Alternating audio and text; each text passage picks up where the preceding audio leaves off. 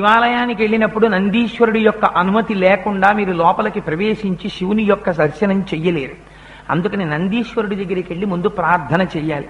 అయ్యా నేను లోపలికి ఎడతానని. అంతేకాని అరటిపండు ముక్క తెచ్చి ఆయన మూతికి పూసేసి ఇంతంత ఈగల ఆయన ముక్కులో దూరేటట్టు అలా ప్రవర్తించకూడదు. నందీశ్వరుడికి శివుడికి అభేదం. చాలా మందిని చూస్తుంటాను, కార్తీక మాసం వస్తే శివాలయంలోకి వెళ్ళాలంటే గుండెలు ఇలా ఉంటాయి. నాకు ఎందుకు చెప్తున్నాయి ఈ మాట అంటే చాలా బాధగా ఉంటుంది. ఒక్కొక్కసారి నందీశ్వరుడి యొక్క తోక కిందకి తీసుకెళ్లి దీపం పెడతారు. అలా మీ ఆసనం కింద పెట్టారనుకోండి, మీరు ఒకసారి ఆలోచించండి, మీకు ఎలా ఉంటుంది? అది భక్తి అనిపించుకుంటుందా? నందీశ్వరుడి పక్కన దీపాలు, నందీశ్వరుడి తోక కింద దీపాలు, నందీశ్వరుడి మూతికి తీసుకెళ్లి అరటిపండు ముక్కలు, ఆయన కర్మ కాలిపోయిందా?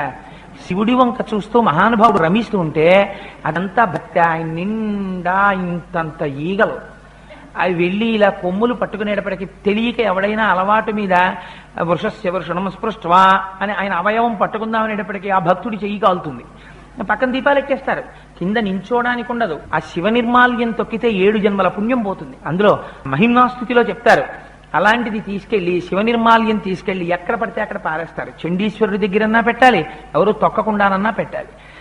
అందుచేత ఆ నందీశ్వరుడి దగ్గరికి వెళ్ళి ప్రార్థన చేసి లోపలికి వెళ్ళాలి. నందీశ్వర నమస్తుభ్యం